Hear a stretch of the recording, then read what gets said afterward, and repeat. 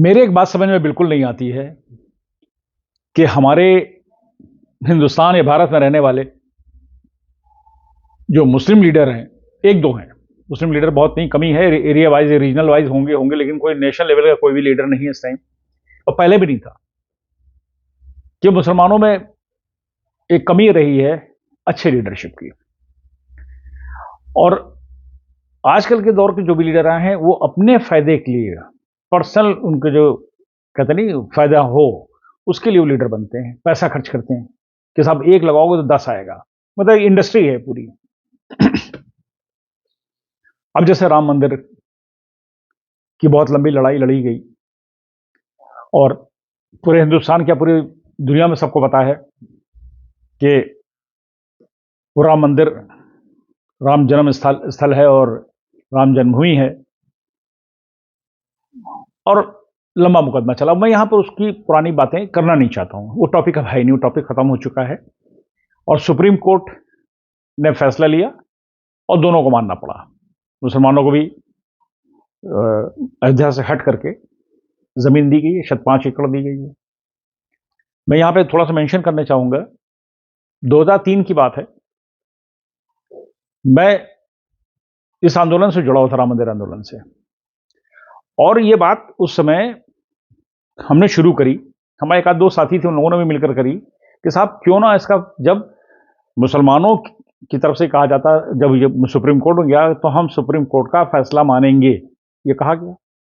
और बाबरी मस्जिद action committee के जफरयाब जिलानी साहब इसका मुकदमा लड़ रहे थे, वो ये ज्यादा उसमें एक्टिव थे, और पीछे से all India Muslim personal law board था, जबकि उन्होंने इसको सुन्नी वक्फ बोर्ड के अंदर दिखाया था, तो सुन्नी वक्फ बोर्ड तो सीन में कम आया, लेकिन ये लोग ज्यादा थे, उसमें एक्टिव थे। और बहुत पुरानी बात नहीं, कल की बात है, सबको पता है, छोटे बच्चे थे वो जवान हो गए। लेकिन आप ये देखिए कि आप सुप्रीम कोर्ट के फैसले को मानने को तैयार हो गए थे, तो उस वक्त ही अंदाजा हो रहा था कि ये लोग हार जाएंगे मुकदमा। भाई हमारी तो सिक्स सेंस कह रही थी, हालात को देख के लग रहा था ये हार जाएंगे, क्योंकि आर्कोलॉजिकल डिपार्टमेंट ने जो उसका सर्वे किया, उसका रिसर्च हुआ, तो पता चला पीछे से मंदिर के अवशेष निकल आए, और जो वहां की बनावट थी वो मैं अपनी आंख से भी मैंने देखा है। और ये है 1990 की बात, 90 की फरवरी का महीना था, मैं गया था, और मैं गया था, कोई हमारे मित्र थे, उमाशंकर जी नहीं रहे, वो बना रहे थे अविनाशी नाम की फिल्म बना रहे थे, जो काकोरी कांड के ऊपर थी। उसमें पंडित राम प्रसाद बिस्मिल का चरित्र, और उसमें शहीद अशफाकुल्ला खान साहब का चरित्र, उसके अंदर लहरी का सब थे। बल्कि हमारे जो उन्होंने पंडित राम प्रसाद बिस्मिल जी का रोल किया था, वो हमारे बड़े परम मित्र हैं, और राजेंद्र निगम जी वो भी हयात हैं, जिंदा हैं, और ज़बरदस्त कैरेक्टर उन्होंने उसमें निभाया था। वो टेलीफिल्म थी, वो प्रेसिडेंट हाउस में चली भी थी फिल्म। तो उसके सिलसिले में वो रिसर्च कर रहे थे उमाशंकर जी, तो हम लोग को जाना पड़ गया, हम सब ग्रुप था, दोस्त थे, तो बहुत सीनियर थे वो, राइटर भी थे वो, उनके साथ जाना पड़ गया। हम चल के देख कर आए कि जहाँ उनको फांसी दी गई थी, तो अशफाकुल्ला खां को फांसी दी गई थी फैजाबाद की जेल में, और पंडित राम प्रसाद बिस्मिल जी का मतलब फांसी दी गई थी गोरखपुर में। तो हमको वहां जाने का मौका मिला, फिर उनका चलो भाई रामलला के दर्शन हो जाए, तो पूरी जो फिल्म की यूनिट थी चली गई दर्शन करने की, तो मैं भी साथ में गया।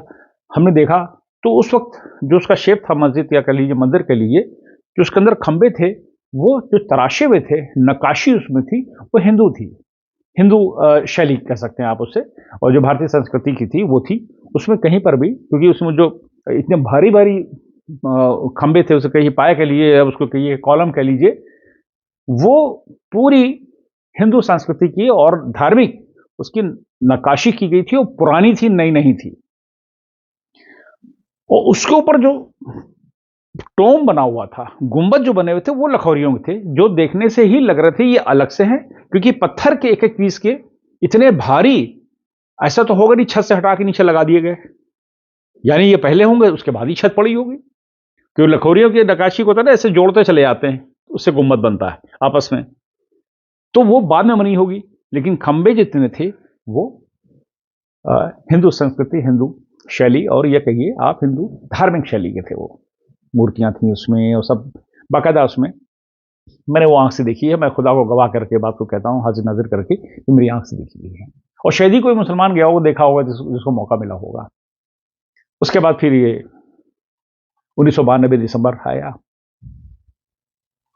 और उसके बाद सबको आपको बताएं बात वहां पर आती है कि जब आप सुप्रीम कोर्ट के फैसले को मानने को तैयार थे, तो उसी टाइम मैंने बात नहीं उठाई थी, 2003 की बात थी कि भाई आप मुकदमा बेकार लड़ रहे हो, जो होना तो हो गया, और वो शरगाह बन गई, झगड़े की जगह बन गई है, और वहां पर मस्जिद नहीं बन सकती है, वहां पर इबादत नहीं हो सकती, नमाज नहीं हो सकती शरा के हिसाब से।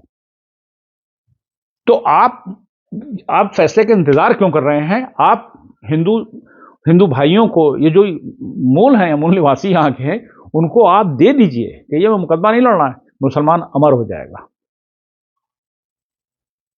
और उसके बदले में आप सरयू पार करके 150 एकड़ ले लीजिए, पूरी जामिया बना लीजिए, आप मस्जिद बना लीजिए, आप पढ़ाइए बच्चों को, यूनिवर्सिटी बनाइए। ये प्रपोजल ये मैंने तैयार करा था, 2003 की बात है। इसमें हमारे साथी थे, 3-4 लोग थे, और ये था एक उसका ट्रस्ट भी बनाया गया, अयोध्या जामा मस्जिद ट्रस्ट, यहां रजिस्टर्ड हुआ था, मैं उसका कन्वीनर था। उसमें तैयार कर रहा था, उसमें शिया मौलाना भी थे, उसमें सुन्नी मौलाना भी थे, सूफी मौलाना भी थे, उसमें देवबंदी भी थे, तैयार थे कि साहब मस्जिद उधर ले जाएं, मुकदमा क्यों लड़े, मस्जिद वहां बननी नहीं है। लेकिन मुसलमान अड़ा रहा, बाबरी मस्जिद एक्शन कमेटी अड़ी रही, और मरूम जिलानी साहब अड़े रहे, नहीं हम तो उस फैसला जो होगा उसको मानेंगे। तो मैं ये पूछता था, अगर मान लीजिए कि मुकदमा आपके फेवर में आ गया, तो उस जमीन का आप क्या करेंगे? मस्जिद तो बन नहीं पाएगी, तो आप उस जमीन का करने क्या जा रहे हैं? एक तो ये सवाल है। दूसरा ये था कि आप मुकदमा हार गए तो आप दे देंगे ना, तब क्या होगा कि लड़ाई लड़ी किस लिए जा रही है? आपको जमीन मिल जाएगी तो मस्जिद आप बना सकते हैं, इबादत गाह दोबारा बन नहीं सकती, वो झगड़े की जगह हो चुकी है, कौन बह चुका, वहां पर लोग मर चुके हैं, और तो वहां बन नहीं सकती, तो आपकी किस काम की है? तो ये जिद किस बात की है? ये किस लिए जिद में मुकदमा लड़ा जा रहा है? दे दीजिए, इतिहास रचेगा मुसलमान भारत का मूल निवासी होने का दस्तखत कर देगा। अरब से सब नहीं आए थे भाई, ये सब जानते हैं, इतिहास भी है। मेरी लैंग्वेज में तो मैं इस समय बहुत सीरियस टॉपिक पे बात कर रहा हूं, मैं धार्मिक इसमें लगाव है और जुड़ाव है, इसमें मुसलमानों के लिए भी उतना ही, उतना हिंदुओं के लिए ज्यादा है। कोई शब्द का मैं इस्तेमाल नहीं करूं, जो मैं अक्सर मेरी एक शैली में बोलता हूं कि कितने घोड़े बैठ के मुसलमान आए तेरा बताएं अरब से, तो मूल निवासी तो है ना यहाँ के,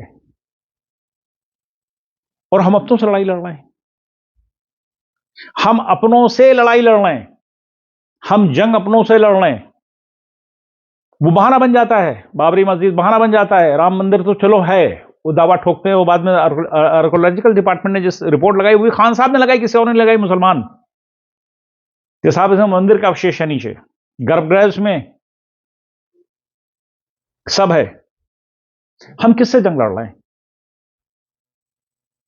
भाई? हम तो बचपन से जब बड़े हुए तो चाइना वॉर हो चुका था, तो दुश्मन हमारा उत्तर भारत में था, 65 जंग हुई तो दुश्मन हमारा पश्चिम में था, और पूरब में थोड़ा सा था बांग्लादेश, जिसको बाद में बन गया, 71 में वो भी खत्म हो गया। तो वो दो दुश्मन को तो हमने बचपन से सुना था, लेकिन ये तीसरा दुश्मन कहां से आ गया, जो हमारे अपने में है, हम अपनों से जंग लड़ रहे हैं। मैं कुछ कह रहा हूं, हम अपनों से जंग लड़ रहे हैं। देखिए, मैं आज का दिन है, मेरा वक्तव्य ले लीजिए, मेरा आप जो भी ले लीजिए, किस तौर पे ले लीजिए, 22 जनवरी को जो है मंदिर में प्राण प्रतिष्ठा होने जा रही है, श्री राम का मंदिर बनने शुरुआत होने जा रही है, प्राण प्रतिष्ठा के बाद उसकी पूजन पाठन शुरू हो जाएगा, और भव्य स्तर पे किया जा रहा है, सबको पता है। तो मेरा आज बोलना थोड़ा सा बन रहा था, मैंने कहा क्यों ना मैं कुछ बोलूं, क्योंकि मैं उससे जुड़ा रहा हूं, और स्वर्ग पूजनीय रामचंद्र दास परमहंस जी की हमारा थोड़ा सानिध्य भी रहा है, दीक्षा भी, तो मुझे बोलने में कोई हर्ज नहीं है, क्योंकि वो समय ऐसा था कि मुझे भेंट हुई और मुझे अच्छा लगा उनके साथ, और कभी भूलता नहीं वो समय मेरा।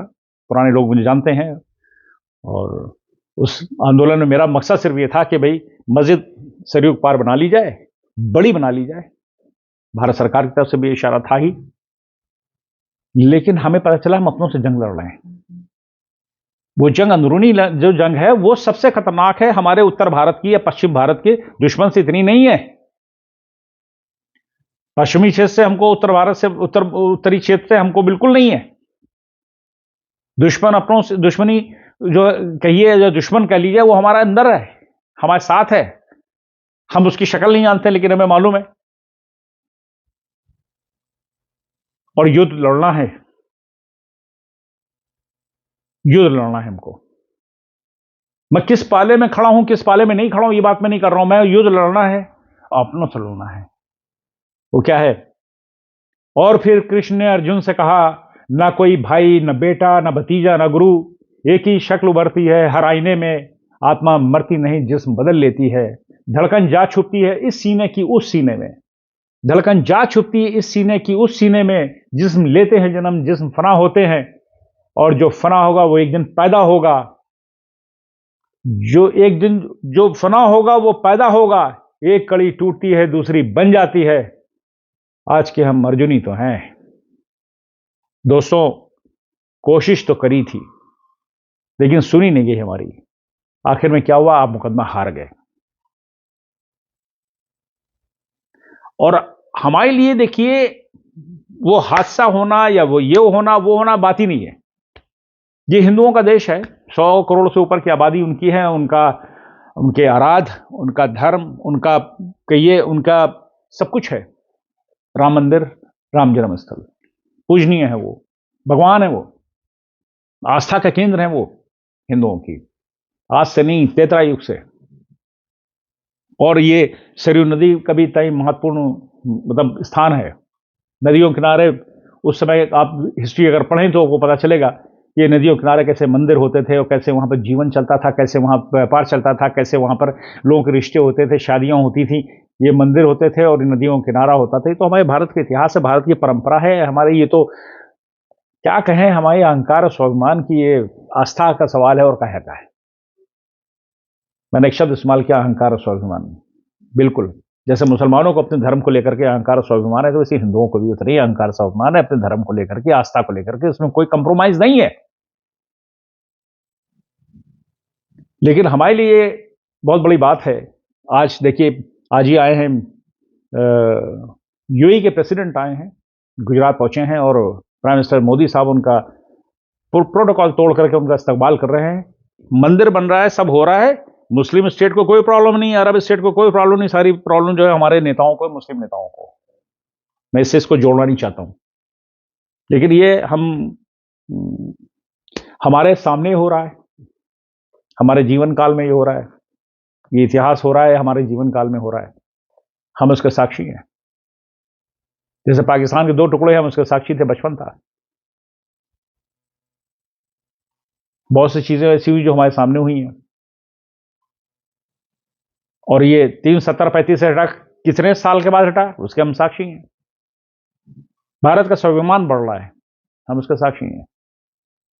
22 को प्राण प्रतिष्ठा हो रही है श्री राम मंदिर की, और मैं सबको, खास करके हम हिंदू को कहते नहीं, हम भारतीयों को कहना चाहेंगे, हिंदुओं को नहीं कहना चाहेंगे। उसमें सिर्फ हिंदू ही नहीं है, इसमें सब भारतीय शामिल है, क्योंकि भारतीयों का एक बहुत बड़ा, एक महत्वपूर्ण, एक ये पवित्र स्थल है सारे भारतीयों का। तो इसलिए मैं उन लोगों को बधाई भी देना चाहता हूं। और ये समय आ गया है कि मुसलमानों को भी हिंदुस्तान में हिंदुस्तान जैसी सोच जरूर रखनी होगी। जो बाहर के बहकावे में चंद लोग आ जाते हैं, उनसे बचना होगा। वो पढ़े लिखे लोगों से बचना होगा जो आपस में दूरियां पैदा करते हैं, दिलों में दरारें डालते हैं अपने शब्दों से। जैसे कि ओवैसी ने कह दिया, अभी खबर आई, मैंने देखा भी, कि मैं अपने नौजवान से कहूंगा ये मस्जिद थी, नौजवान से कहूंगा मस्जिद थी, तो हम भी कहेंगे, मैं नौजवान से कहूंगा करबला। हम तो कहते चले आ रहे 1400 साल से, कह रहे करबला थी, करबला थी, करबला थी, करबला जाते हैं ज़ियारत करने के लिए। तब आपको शर्म आनी चाहिए। मैंने नाम नहीं लिया किसी को, मुसलमानों को शर्म आनी चाहिए, क्योंकि शहादत करने वाले भी मुसलमान थे, कत्ल करने वाले मुसलमान थे, हिंदू नहीं था वहां पे कोई। बस इतना से मुझे कहना है। बहुत बहुत शुक्रिया, थैंक यू सो मच। जय हिंद, वंदे मातरम।